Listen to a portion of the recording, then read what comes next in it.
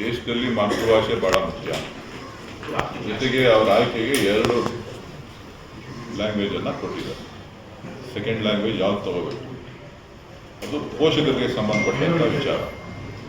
So 3 language ಕಲಿಬೇಕು ಅಂತಂದರೆ ಅದು ಅವರ ವೈಯಕ್ತಿಕ ಅಭಿಲಾಷೆ.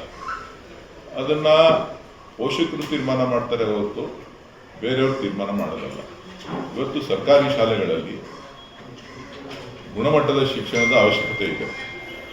ಮಕ್ಕಳಿಗೆ 3 ಭಾಷೆಗಳ ಮೇಲೆ ನಾವು ಒತ್ತಡವನ್ನು ಹಾಕಿದಾಗ ಅವರ ಕಲಿಕೆ ಗ್ರಹಿಕೆ ಕಡಿಮೆ ಆಗ್ತದೆ. ಸೊ ಆ ಒಂದು ದೃಷ್ಟಿಯಿಂದ ಇವತ್ತೇನು ಸಚಿವರು ತೀರ್ಮಾನ ತಗೊಂಡಿದ್ದಾರೆ, ಸೊ ಒಳ್ಳೆಯ ತೀರ್ಮಾನ. ಬಹುಶಃ ನಮ್ಮ ಭಾಷೆಯನ್ನು ಉಳಿಸ್ಕೊಳ್ಳಿಕ್ಕೆ ಇಂಗ್ಲೀಷಾರು ಕಲೀರಿ, ಕನ್ನಡನಾರು ಕಲೀರಿ, ಹಿಂದಿನಾರು ಕಲೀರಿ, ಬೇರೆ ಯಾವುದೇ ಲ್ಯಾಂಗ್ವೇಜ್ ಕಲೀರಿ, 2 ಲ್ಯಾಂಗ್ವೇಜನ್ನು ಕಡ್ಡಾಯವಾಗಿ ಕಲೀರಿ ಅಂತಕ್ಕಂಥದ್ದು ಮಾಡಿರೋಂಥದ್ದು ಒಳ್ಳೆಯದು ಅಂತ. BJP ನಾಯಕರಿಗೆ ಸರ್ಕಾರ ಏನೇ ತೀರ್ಮಾನ ತಗೊಂಡು ವಿರೋಧ ಮಾಡಬೇಕು ಅನ್ನೋದು ಒಂದೇ ಅವರ ಗುರಿ. ಅವರ ಕೇಂದ್ರ ನಾಯಕರನ್ನ ಮೆಚ್ಚಿಸಬೇಕು ಅಂತ ಅಂದರೆ ಅವರು ಹಿಂದಿ ಪರವಾಗಿರ್ಬೇಕು. ಕೇಂದ್ರದ ನಾಯಕರನ್ನ ಒಪ್ಪಿಸ್ಲಿಕ್ಕೆ, ಅವರ ಮನವೊಲಿಸ್ಕೊಳ್ಳಿಕ್ಕೆ ನಾವು ಹಿಂದಿ ಪರ ಹೋರಾಟ ಮಾಡ್ತಾ ಇದ್ದೀವಿ ಅಂತಕ್ಕಂಥದ್ದು ತೋರಿಸ್ಕೋಬೇಕು.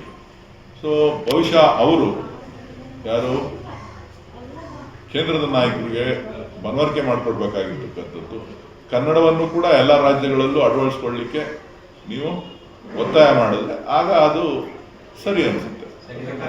ರಾಜಕೀಯ ನಿರ್ಧಾರ, ಶೈಕ್ಷಣಿಕವಾದ ನಿರ್ಧಾರ ಗೊಂದಲಗಳಿದೆ. ತ್ರಿಭಾಷಾ ಸೂತ್ರ ಜಾರಿಗೊಳಿಸಿದೆ ಕಾಂಗ್ರೆಸ್ ಅವರು. ಪರಿಸ್ಥಿತಿ ಯಾಕೆ ಸೃಷ್ಟಿಯಾಯಿತು? ನೋಡಿ, ಅವತ್ತಿನ ಪರಿಸ್ಥಿತಿಗಳು ಒಂಥರ, ಇವತ್ತಿನ ಪರಿಸ್ಥಿತಿ ಒಂಥರ ಇದೆ. ಇವತ್ತು ಗುಣಮಟ್ಟದ ಶಿಕ್ಷಣದ ಅವಶ್ಯಕತೆ ಇದೆ. ಕಲಿಕೆ 2 ಭಾಷೆಗಳಲ್ಲಿ ಆಗಬೇಕು ಅಂತ ಹೇಳಿದ್ದಾರೆ. ಸೊ 2 ಭಾಷೆಗಳನ್ನು, ಕನ್ನಡವನ್ನು ಪ್ರಧಾನವಾಗಿಟ್ಕೊಂಡು ಉಳಿದಂಥ ಭಾಷೆಯನ್ನು ಆಯ್ಕೆ ಮಾಡಿಕೊಳ್ಳಲಿಕ್ಕೆ ಅವಕಾಶ ಕೊಟ್ಟಿದ್ದಾರೆ. ಅದು ಪೋಷಕರಿಗೆ ಮತ್ತು ವಿದ್ಯಾರ್ಥಿಗಳಿಗೆ ಬಿಟ್ಟಂಥ ವಿಚಾರ. ಪರೀಕ್ಷೆ ಇದೆಯಲ್ಲ, ಈಗ ಏನಾಗ್ತದೆ ಅಂತಂದರೆ ಬಹುತೇಕರು 3rd ಲ್ಯಾಂಗ್ವೇಜಲ್ಲಿ ಫೇಲ್ ಆಗ್ತಾರೆ. ಅದನ್ನು ಗಮನದಲ್ಲಿಟ್ಕೊಂಡು ಸರ್ಕಾರ ತೀರ್ಮಾನ ತೆಗೆದುಕೊಂಡಿದೆ. ಅದು ಗೊತ್ತಿಲ್ಲಪ್ಪ ನನಗೆ. ನಾನು ಯಾವಾಗ ಹೇಳಿದೆ ನಿಮಗೆ?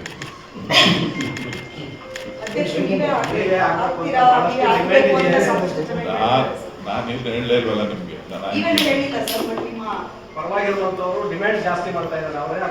ನನಗೆ ಯಾರು ಕಾಣಿಸ್ಲಿಲ್ಲಪ್ಪ. ನನಗೆ ಅದ್ರ ಬಗ್ಗೆ ನಾಲೆಡ್ಜು ಇಲ್ಲ. ಟಿಕೆಟ್ ಕೇಳಿರೋದು ತಪ್ಪು. ಈಗ ಯಾರು ಮಾತಾಡ್ತಾ ಇದ್ರೆ ಅವ್ರು ಮಾತಾಡ್ತಾ ಇರೋದು ಇನ್ನೂ ಮಹಾಪರಾಧ. IPL ಘಟನೆ ನಡೆದಂಥ ಸಂದರ್ಭದಲ್ಲಿ ಯಾವ ರೀತಿಯ ವಾಗ್ದಾಳಿಗಳನ್ನು, ಯಾವ ರೀತಿಯ ಪದಗಳ ಬಳಕೆಯನ್ನು ಮಾಡಿದ್ದಾರೆ ಅಂತೇಳಿ ನಿಮ್ಮ ರೆಕಾರ್ಡ್ಗಳಲ್ಲಿದೆ. ಸೊ ಅದನ್ನು ತೆಗೆದು ನೋಡಬೇಕು. ವೈಯಕ್ತಿಕ ಆಸಕ್ತಿ ಇರ್ತಕ್ಕಂಥವ್ರು ಮ್ಯಾಚ್ಗೆ ಕಾಸು ಕೊಟ್ಟು ಹೋಗ್ಬೇಕು.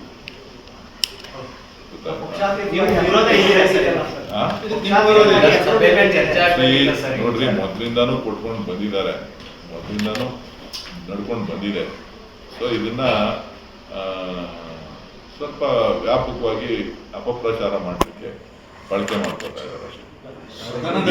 ಬಿಜೆಪಿ ಶಾಸಕರು ಟಿಕೆಟ್ ಇಸ್ಕೊಂಡಿಲ್ವಾ ಅಂತಂದ್ರೆ ಅವರು ಇಸ್ಕೊಂಡಿದ್ದಾರೆ. ನಿಮ್ಗೆ ಐಟಮ್ ಸಿಕ್ತಲ್ಲಪ್ಪ, ನಿಮ್ಗೆ ಖುಷಿ ಆಯ್ತಲ್ಲ, ಒಳ್ಳೆ ಚೆನ್ನಾಗಾಯ್ತಲ್ಲ, ಒಳ್ಳೆ ಐಟಮ್ ಸಿಕ್ಕಿದೆ, ನೀವು ನ್ಯೂಸ್ ಮಾಡಿ, ಒಳ್ಳೆ ಚೆನ್ನಾಗಾಯ್ತಲ್ಲ. ನಮಗೆ ವಿರೋಧ ಇದೆ ಸರ್. ನಾನು ಯಾರನ್ನೂ ವಿರೋಧನ ಮಾಡಲ್ಲಪ್ಪ. ನಾನು ಯಾಕೆ ವಿರೋಧ ಮಾಡ್ತೀನಿ? ನಾನು ಹೇಳೋದು ಇಷ್ಟೇ, ಆಸಕ್ತಿ ಇರ್ತಕ್ಕಂಥವ್ರು ಕಾಸು ಕೊಟ್ಟು ನೋಡ್ತಕ್ಕಂಥದ್ದು ಒಳ್ಳೆಯ ಬೆಳವಣಿಗೆ. ಅದು ಏನು ನಮ್ಮ ರಾಷ್ಟ್ರೀಯ ಐಕ್ಯತೆಯನ್ನು, ರಾಷ್ಟ್ರೀಯ ಕ್ರೀಡೆನೋ ಅಲ್ಲ. ಅದು ಒಂದು ಕಮರ್ಷಿಯಲ್ ಗೇಮ್. IPL ನಡೀತಾ ಇರ್ತಕ್ಕಂಥದ್ದು ಅದು ಕಮರ್ಷಿಯಲ್ ಗೇಮ್. ಕಮರ್ಷಿಯಲ್ ಗೇಮ್ಗಳ ಬಗ್ಗೆ ನಾವು ಹೆಚ್ಚು ಜನಪ್ರತಿನಿಧಿಗಳು ಗಮನ ಹರಿಸ್ತಕ್ಕಂಥದ್ದು ಅಷ್ಟು ಒಳ್ಳೆಯದು. ಆ ಸ್ಟೇಡಿಯಂ ಸ್ಥಳಾಂತರ ಬೇರೆ ಆಗುತ್ತೆ. ಯಾಕಂದ್ರೆ ಟ್ರಾಫಿಕ್ ಜಾಮ್ ಆಗ್ತಾ ಇದೆ ಮತ್ತು ಒಂದು ಆಸನಗಳ ಸಂಖ್ಯೆ ಕಡಿಮೆ ಇದೆ, ಸಿಟಿ ಮಧ್ಯದಲ್ಲಿದೆ. ಈಗಾಗಲೇ ಸರ್ಕಾರ ನಾನು ಸೂಚಿಸಿದ ಜಾಗ, ನಾನು ಆಯ್ಕೆ ಮಾಡಿದಂಥ ಜಾಗ, ಇವತ್ತು ಅದನ್ನು ಸರ್ಕಾರ ಮನ್ನಣೆ ಕೊಟ್ಟಿದೆ. ಸೂರ್ಯ ಸಿಟಿನಲ್ಲಿ ನಾನೇ ಅದನ್ನು ಪ್ರಸ್ತಾಪನೆಯನ್ನು ಇಟ್ಟಿದ್ದು, ನಾನೇ ಅದ್ರ ಬಗ್ಗೆ ಪ್ಲಾನ್ ಮಾಡಬೇಕು ಅಂತ ಹೇಳಿದ್ದು. 4 ದಿಕ್ಕುಗಳಲ್ಲಿ ಬೆಂಗಳೂರಿನ 4 ದಿಕ್ಕುಗಳಲ್ಲಿ 4 ಕ್ರೀಡಾಂಗಣಗಳನ್ನು ಮಾಡಬೇಕು ಅಂತೇಳಿ. ಯಾಕೆ ಅಂತ ಅಂದರೆ ಕಂಠೀರವ ಕ್ರೀಡಾಂಗಣ, KSVA ಫುಟ್ಬಾಲ್ ಸ್ಟೇಡಿಯಮ್ಮು ಒಂದು 2-3 ಬಿಟ್ಟರೆ ಇನ್ನು ಮಿಕ್ಕಿದ್ದು ಯಾವುದೂ ಕೂಡ ಇಷ್ಟೊಂದು ಜನಸಂಖ್ಯೆ ಇರ್ತಕ್ಕಂಥ ಒಂದು ನಗರಕ್ಕೆ ಯುವಕರನ್ನ ಪ್ರೋತ್ಸಾಹ ಮಾಡಬೇಕು ಅಂತ ಅಂದಾಗ, ಯುವಕರಿಗೆ ಕ್ರೀಡೆಗೆ ಪ್ರೋತ್ಸಾಹ ಕೊಡುವಂಥ ಸಂದರ್ಭದಲ್ಲಿ ಬೆಂಗಳೂರಿನ 4 ದಿಕ್ಕುಗಳಲ್ಲಿ ಮಾಡಬೇಕು ಅಂತೇಳಿ ನಾನು ಒತ್ತಾಯವನ್ನು ಮಾಡಿದ್ದೆ. ಅದರಲ್ಲಿ ನನ್ನ ಕ್ಷೇತ್ರದಲ್ಲಿ ಲೋಕಸಭಾ ಸದಸ್ಯನಾಗಿದ್ದಂಥ ಸಂದರ್ಭದಲ್ಲಿ ನಾನೇ ಸೂರ್ಯ ಸಿಟಿನಲ್ಲಿ 100 acres ರಿಸರ್ವ್ ಮಾಡಬೇಕು ಅನ್ನೋ ಮನವಿಯನ್ನು ಕೂಡ ಮಾಡಿದ್ದೆ. ಅದು ರಿಸರ್ವ್ ಆಗಿತ್ತು. ಅದಾದಮೇಲೆ ಪ್ಲಾನಿಂಗ್ ಎಲ್ಲ ಆಗಿತ್ತು.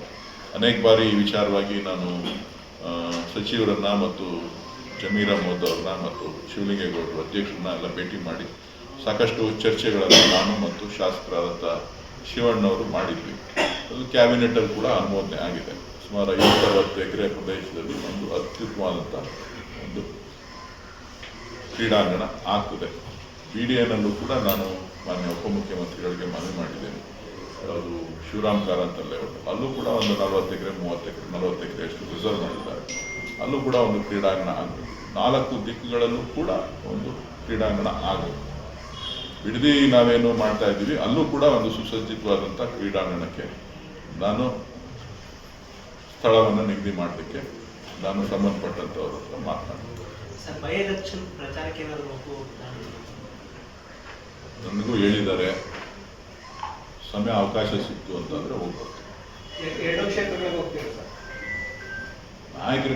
ನಾಯಕರುಗಳು ಮಾಡ್ತಾರೆ. ಮಧ್ಯದಲ್ಲಿ ಯಾವಾಗ ಕೆಲಸ ಇರ್ತದೆ ಹೋಗ್ತೀವಿ. ಜಮೀರ್ ಅಹ್ಮದ್ ಖಾನ್ ಅವರು ಮುಗಿಸ್ಕೊಂಡಿದ್ದಾರೆ ಅಂತ ಮಗನಂತ ಓಡಾಡ್ತಾ ಇದ್ದಾರೆ. ನಿಮ್ಗೆ ಯಾವ ಕಾಣುತ್ತೆ ಮುನ್ಸೋರು?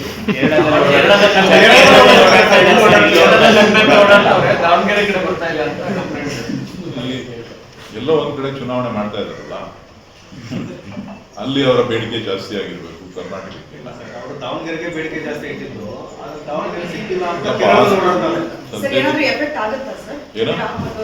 ಈಗ ದಾವಣಗೆರೆಗೆ ಹೋಗಿ ಪ್ರಚಾರ ಮಾಡಿಲ್ಲ ಅಂದ್ರೆ 75,000 ವೋಟ್ ಇದೆ ದಾವಣಗೆರೆಯಲ್ಲಿ, ಏನಾದ್ರು ಎಫೆಕ್ಟ್ ಆಗುತ್ತಾ?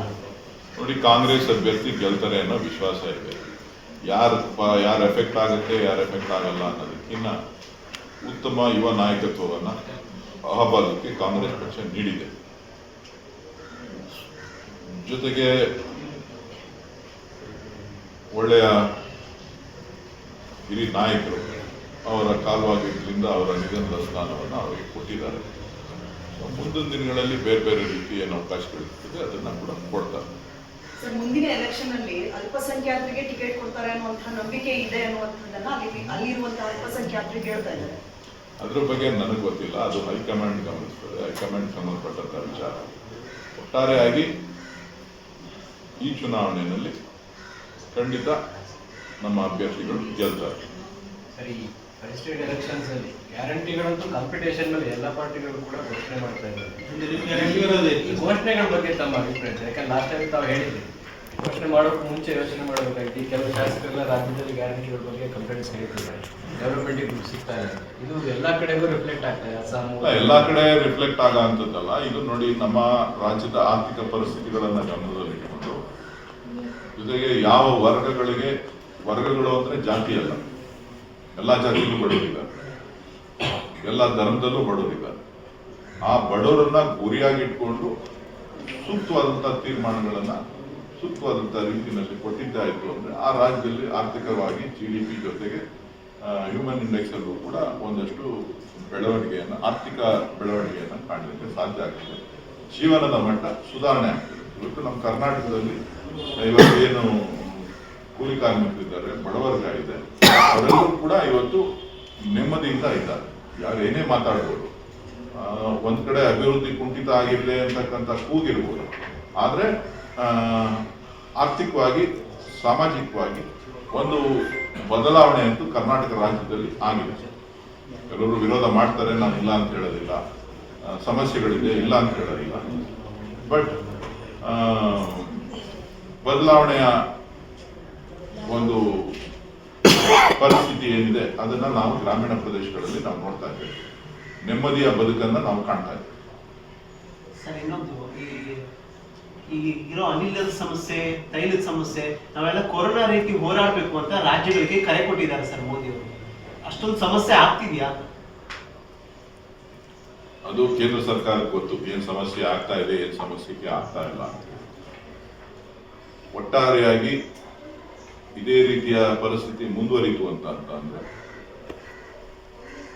ಬಹಳ ದೊಡ್ಡ ಪರಿಣಾಮವನ್ನು ನಾವು ಎದುರಿಸಬೇಕಾಗ್ತದೆ. ಜೊತೆಗೆ ಬೆಲೆ ಏರಿಕೆಯ ಬಿಸಿ ಇಡೀ ಭಾರತ ದೇಶಕ್ಕೆ ತಟ್ಟುತ್ತದೆ, ಈಗಾಗಲೇ ತಟ್ಟಿದೆ.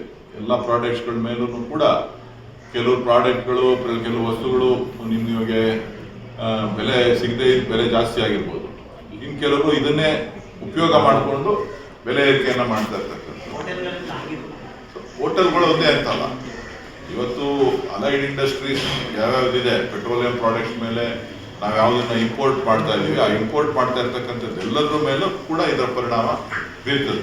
ಪ್ರೊಡಕ್ಷನ್ ಕಡಿಮೆ ಆಗ್ತದೆ. ಪ್ರೊಡಕ್ಷನ್ ಯಾರ್ಯಾರು ಗ್ಯಾಸು, ಪೆಟ್ರೋಲಿಯಂ ಪ್ರಾಡಕ್ಟ್ ಇದನ್ನ ಉಪಯೋಗಿಸ್ಕೊಂಡಿದ್ರು, ನಾಳೆ ದಿನ ಮಳೆ ಹೋಯ್ತು ಅಂತ ಅಂದ್ರೆ, ಇವತ್ತು ಮುಂಗಾರು ಪ್ರಾರಂಭ ಆಗಿ ಮಳೆ ಹೋಯ್ತು ಅಂತ ಅಂದ್ರೆ ನಮ್ಮ ಗೊಬ್ಬರದ ಮೇಲೂ ಕೂಡ ಪರಿಣಾಮ ಬೀರ್ತದೆ. ಹೌದು, ಅದೇನಿಲ್ಲ ಅಂತಲ್ಲ. ಅದಕ್ಕೆ ಸರ್ಕಾರ ಸಜ್ಜಾಗಬೇಕಾಗ್ತದೆ.